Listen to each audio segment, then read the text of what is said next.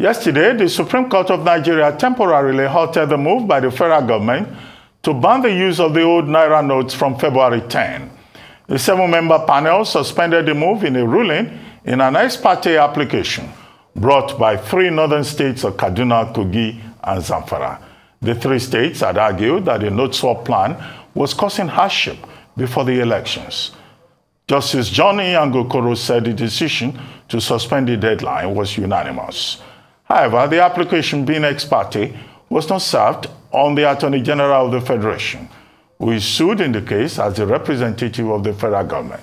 In a phone chat with Arise News, the Attorney General of the Federation and Minister of Justice Abubakar Malami explained that he is still studying the Supreme Court ruling and that after weighing the options, a decision will be reached by the federal government.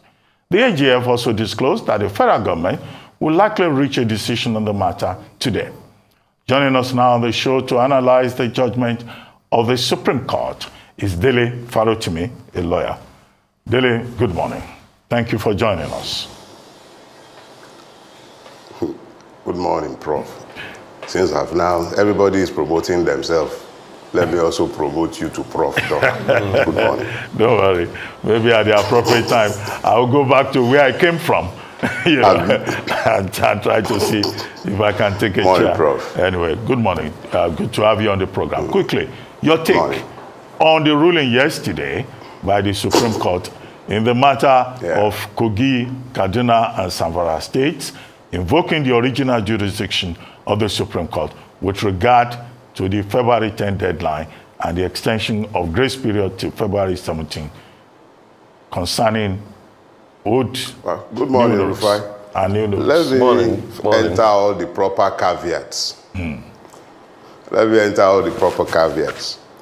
I stopped practicing law 5 years ago, but I do have some legal training. And it's also refreshing to be discussing something different from politics. At least that's a different town hall. So let's talk a little bit of law. Now, it is trite, at least what I remember from my days in the law school, is that when a court is going to make an order, the proper parties must be before it. It must have jurisdiction. It would appear to me in this case that that hasn't happened. The CBN is a creation of law, an act. It is not an adjunct of the president's office. And indeed, the finance minister was told exactly how much power she has in relation to the supervision of the CBN when the order for the Naira swap was originally issued. So what has happened is a situation where the Supreme Court has given an order where it has no jurisdiction. That is my own retired lawyer's view. So when you look at this, you have no choice but to immediately conclude that the Supreme Court has acted outside, way, way, way outside of its jurisdiction. That is one. But when you now consider the fact that we are a country that has been blessed with an exceedingly diligent, honest, and upright police force, honesty that has extended also into our customs, our immigration, and practically every aspect of our national life, I wonder exactly why we expect our Supreme Court or judiciary as a whole to be peopled by angels. Our Supreme Court is a reflection of the Nigerian society. I am being very careful and deliberate in my choice of words because the country is already inflamed enough as it is, and it would appear as if some people are intent on goading the citizenry into anarchy.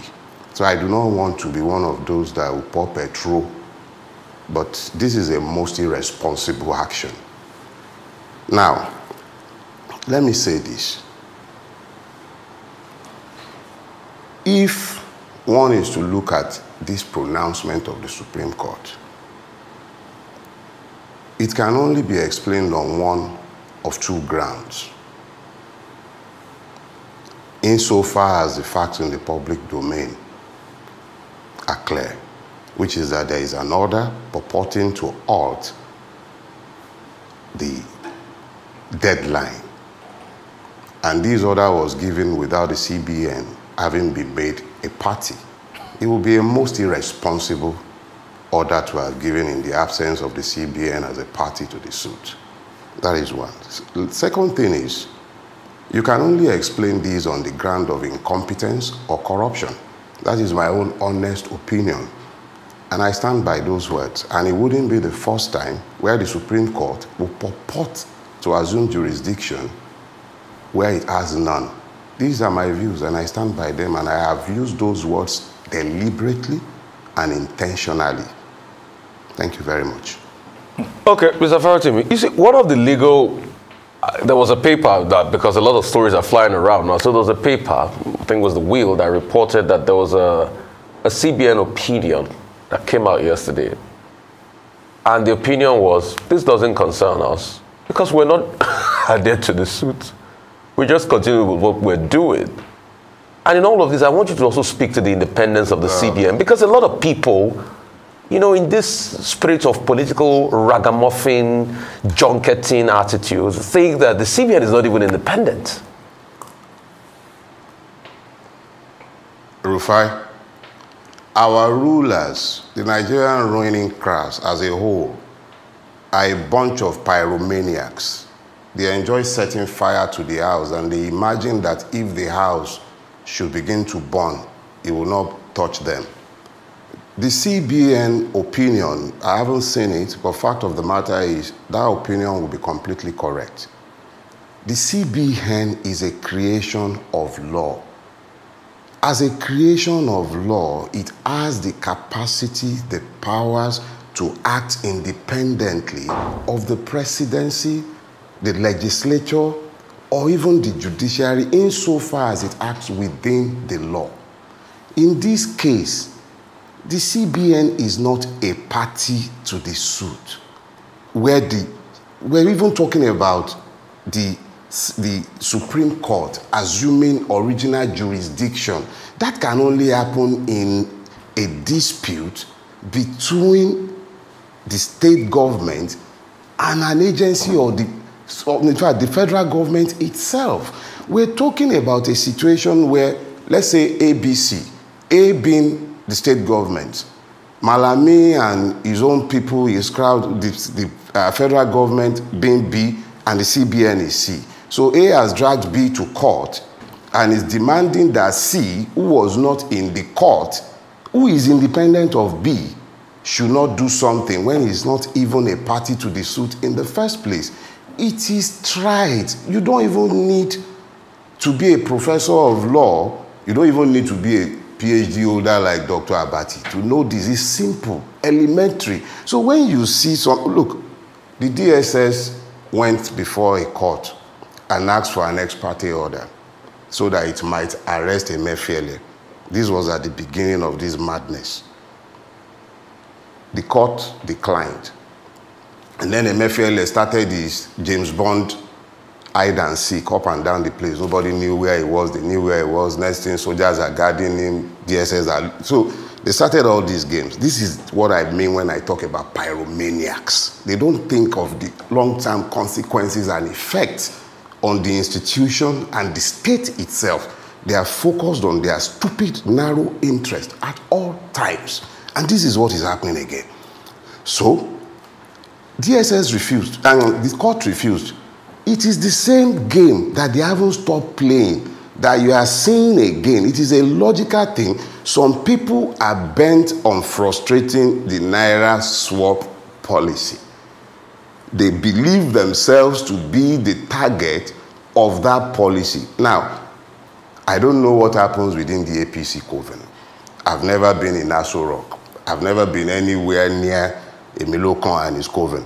But fact is this, it is playing out in the public space, and you are seeing the same thing playing out, unfortunately, in what should be the hallowed chambers of justice. Look, our situation is obvious for any honest person to see. The interest of the average man on the street does not matter in the calculations of those who rule Nigeria. But you see, this is my employer behind me. the guy in the portrait, is a laborer. He has given me a charge, and I must tell you all the truth. This is not about us. It's about them. They're playing their games. It's about who becomes the president. Oh, they are fighting me. It's because of me. They are changing Naira. It's because of me. The fuel is scarce. What about all the insecurity, all the things that have been happening all these years? Is because of him too? Or is because of us? Who are the victims? So now when they personalize all these afflictions, and then because it affects their narrow interest, they now start fighting dirty, and you start seeing their rump in the marketplace. This has not covered the Supreme Court in glory. But it should tell all of us the extent of the putrefaction that has seeped into our society. It stinks. That is all it does. It stinks to high heavens. And we should be honest enough to tell ourselves the truth. It stinks. Okay.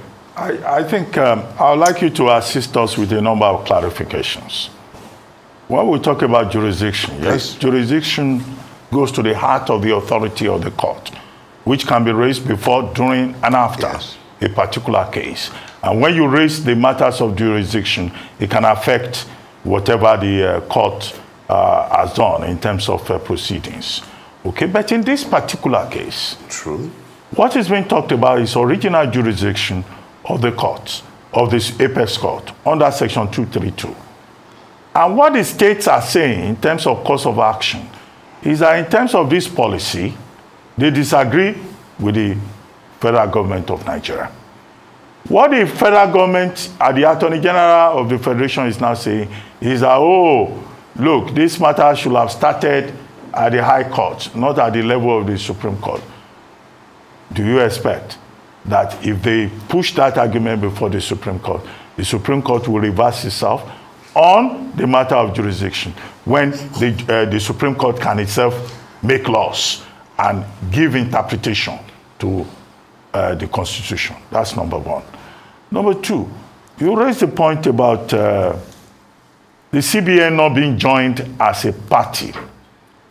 Now, if you look at the CBN Act 2007, the CBN is in actual fact, apart from this point about independence, an agent of the federal government, with the president giving delegated authority under Section 5 of the same 1999 Constitution. If you look at the CBN Act, the CBN is responsible to the president under Section 4, subsection 3, under Section 6, and under Section 19.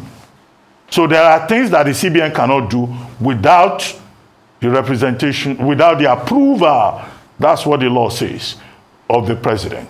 So if in this case the respondent is the Attorney General of the Federation, and the Attorney General of the Federation himself is acting on behalf of the government of the Federation and by extension the president.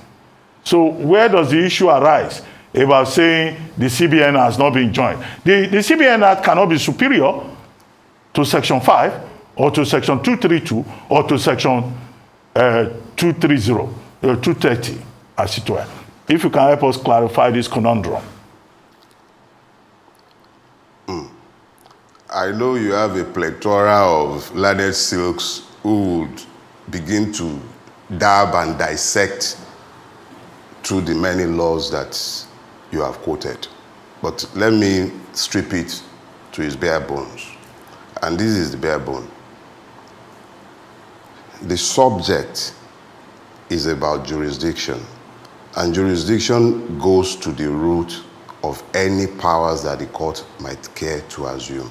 A case was taken before the Federal High Court on the same subject, and the Federal High Court correctly ruled that he had no powers. In my own opinion, as I have said, I'm not a practicing lawyer. Now, where the CBN has acted, even outside of its powers, it must necessarily be a party in a suit directed at its action or inaction. Where you have a situation where a matter such as this one that has drawn public attention, and we must understand that it is not only the letter of the laws, it is the spirit of the law that must be clearly seen to have been observed. We have a situation here where the issue has been politicized to the point where the matter had come into the public space, candidates have been arrogating to themselves some benefits or disadvantages as a function of the policy. Somebody had gone already before the Federal High Court. The Federal High Court has ruled on the subject. We are now talking about the assumption of the original jurisdiction of the Supreme Court. The law is clear as to when and where that original jurisdiction is to be assumed. In this case, in my own opinion, it has not been properly assumed. Now, if you look at the public interest in this situation, the effect on the economy itself, the uncertainties that the country has been thrown into, such an order could not have been made and should not have been made ex parte. These are my own opinions.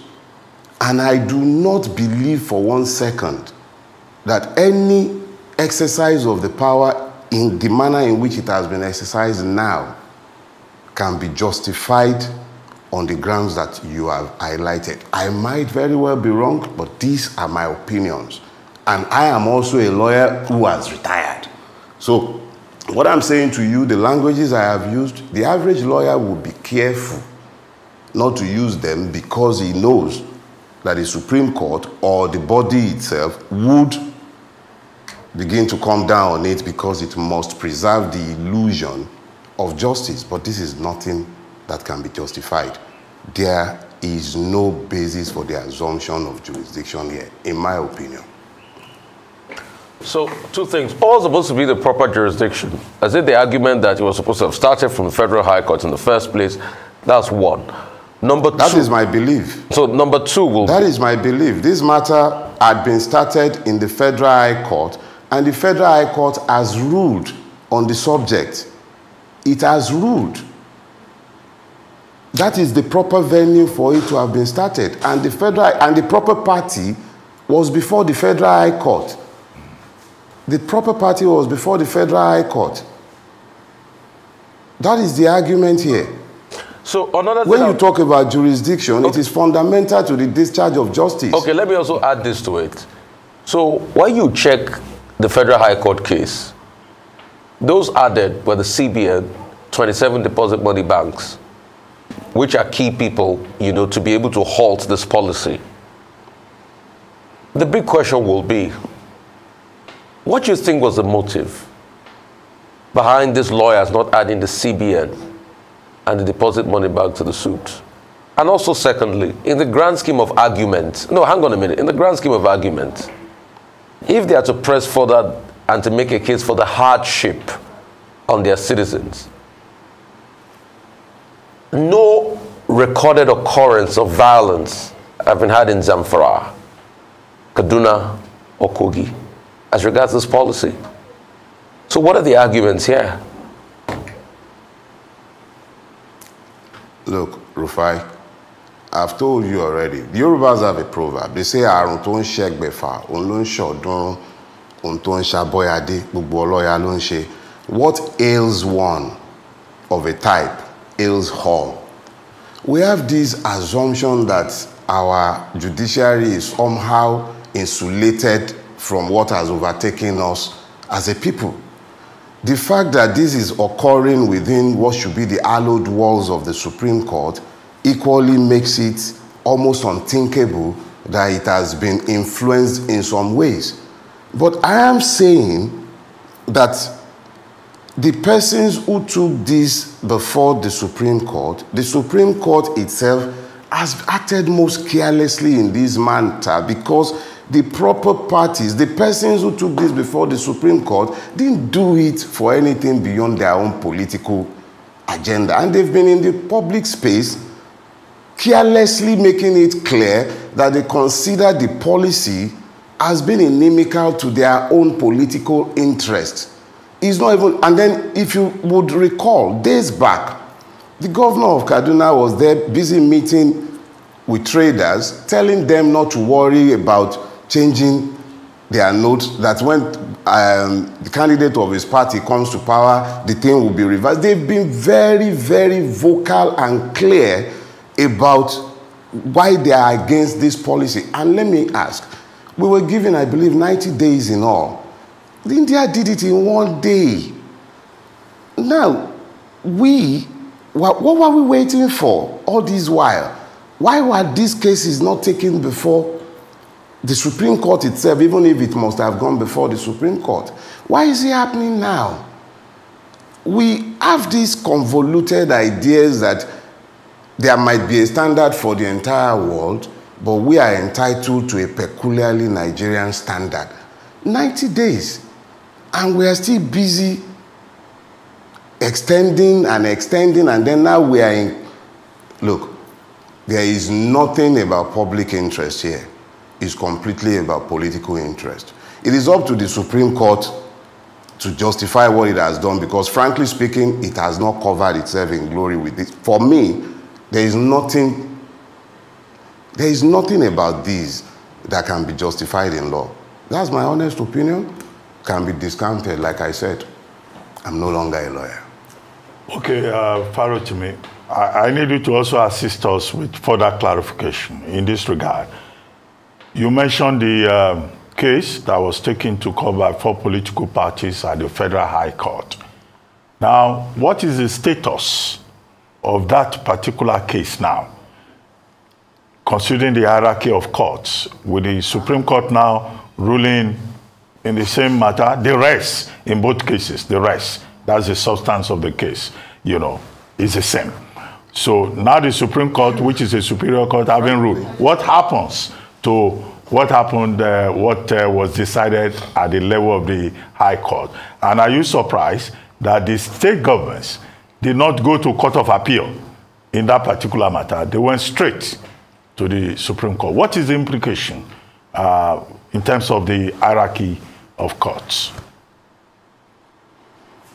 Well, we're a country that pretends to be ruled by law. So let's first of all be clear about that. We are not ruled by law, but we pretend to be ruled by law. So it's a kabuki game. So it is not impossible that the almighty Attorney General of Nigeria would say much the same thing as what I've said now, since they appear to have Team A, Team B, and perhaps Team C within that their coven. So it's not impossible that the Honorable Attorney General might issue a declaration, as the CBN has already properly also said in the opinion to which you had alluded, that since the CBN was not a party to this suit, it will rightly disregard the vituperations of the Supreme Court. It's not impossible. But from, again, a retired lawyer's point of view, I believe that the CBN is completely correct. It should ignore this ruling, ex parte order, I should say. And I would also say that those who ignored to go to the Court of Appeal and jumped straight up to the wonderful Supreme Court of Nigeria with its many wonderful decisions, the Supremes have become completely wonderful these days. They have their own reason as well. Time is of essence. If they can't get the election postponed, if they can't get if the Naira they have stocked at home, is it me and you that have stocked the Naira they are trying to kill? It's not me and you. It's the people who have stocked Naira that are busy lamenting. So it's not impossible. We're actually in La La Land. Don't be surprised when Malami comes out with his thing. Okay. Because all of this is quite looking like a game of Teddy Pika. The question is, which one do you want to pick? So does it mean that going forward now? No, it's a game of Teddy Pika already. And it's a joke, to say the least. So does it mean now that if the CBN raises interest rate tomorrow, the state government can go and say, oh, the interest rate affects my state and my people, then goes to Supreme Court and it gets it? Because this is like the precedent that this is setting.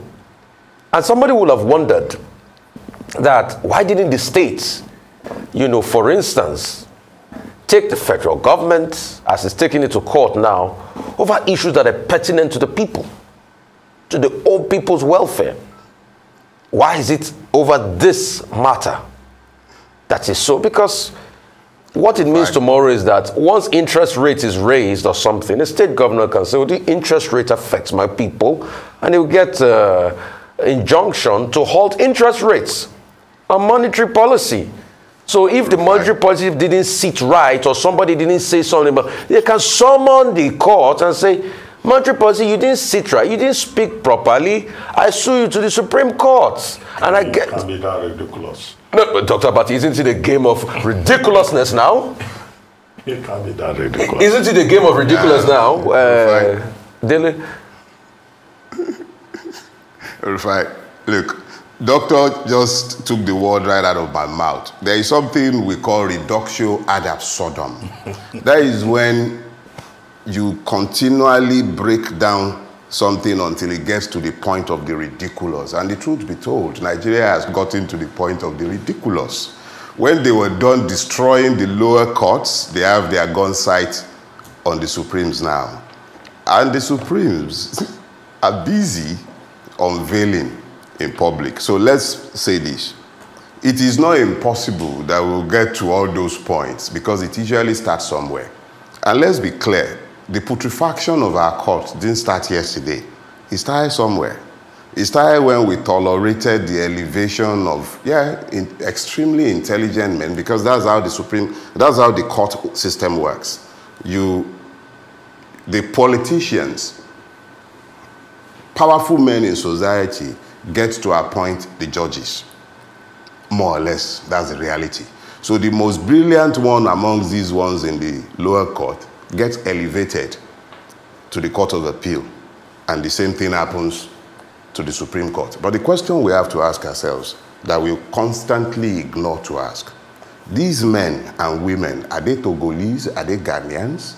They are Nigerians like me and you. The society we have created has reduced everything to the level of the absurd. That is why I say, even the question you have asked, the responses I'm giving, the outrages anyone at home might be feeling, they are selective outrages. We already live with madness that we have all normalized. So what you are saying in the Supreme Court is the peak of the judicial madness that has overtaken Nigeria. You get it? You get it. That's where we are. Okay. Reductio ad absurdum. Yeah, I don't imagine that we'll get to that ridiculous state. If that happens, then the Supreme Court will be dead. It always starts somewhere. And all of us will be in that strait. But let me bring up another issue, still on the Supreme Court. The decision of the Supreme Court with regard to the Ahmad Lawan case and the Machina case in Yobe North, whereby against the ruling of Justice... no, not against the ruling of Justice Obaseki. The ridiculous position that the court cannot inquire into the affairs of a political party, internal matters of a political party, creating the autocracy of party leaders, whereby they can violate any law. In this case, sections 84, 85 of the Electoral Act, given short shrift. And then you have the Supreme Court saying a man who did not take part in a party primary witnessed by the INEC in line with sections 84, 85 of the Electoral Act is a validly elected person. We have seen it in the Ahmad Lawan case. We have seen it also in Akwa Ibom with Senator Akpabio. But, okay, the Supreme Court makes mistakes. After all, they reverse themselves more or less in the Amici case. But we also saw what the Supreme Court in the Ararume case, in the Opuzodinma case, and some other cases. But what do you think is happening to the Supreme Court along the lines of your thought? Doc, when we started this part, it started with him talking about reductio ad absurdum. And I said clearly that it didn't start today. The putrefaction of our judiciary is part and parcel of what has overtaken Nigeria as a whole. You're talking about the Lawan case. You spoke of the Akpabio one. And it's almost as if these are isolated cases.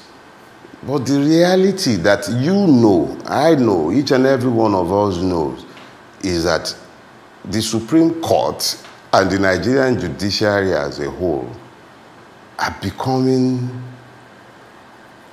largely, I don't believe, it's almost impossible to get justice again. But it didn't start yesterday. You just alluded to what happened in Imo State. A man who came forth, I believe, is today sat ensconced in government house, thanks to the Supreme Court. The Machina Lawan case is things to the hair, not to the nose, to the hair. And then you've got the Akpabio one. What you are seeing is judicial anarchy. It just does not appear to make sense, but it didn't start today. I recall when I was on your show, it was in June, I was out of the country, and I was asked a question related to the person who now sits at the CJ today. And I said at the time that the man is either corrupt or incompetent. And I spoke specifically to a case that establishes the position that I had taken at the time. That was in June. How can I possibly be surprised by anything I am saying today when I said that to you in June? This is a situation where we as a people must not be afraid to look in the mirror and tell ourselves the truth. Our society is almost close to 80. You know that former French slave plantation? This was how it began its journey to infamy. The only thing that is saving us is because there is enough for them to share. That is where we are going. When you can no longer trust the judicial institution to do justice. Because I'm saying this, there is no longer any clarity. If the Supreme Court will be ruling on matters where it does not have the rest or the proper parties, eventually, the reductio ad absurdum is already happening. And we are normalizing it by pretending that it is not happening. It's already happening. What we shouldn't see, we're already seeing. And, I mean, come on. These are not things that can be explained as errors. When somebody is willfully doing what they ought to know is wrong, something a first-year law graduate will tell them is wrong. And then, please, the putrefaction didn't start yesterday. Okay. And when you say that, if they started today, it will happen tomorrow again. It keeps happening, and every day they keep chipping bits and pieces of the integrity of the court from it. They keep casting away their robes, almost like a striptease in a club. Okay, Dele, I mean, for good measure, I wanted to add you to analyze the Akpabio case too, but we don't have time. But when you talked about Haiti, I just hope it's not Haiti or that Papa Doc Duvalier. But we hope we don't get to that level, all right? But thank you so much for your time. Aren't we close already? It's fine. It's going to be well with Nigeria. Thank you for your time. This country will be great. It will stand on its feet again.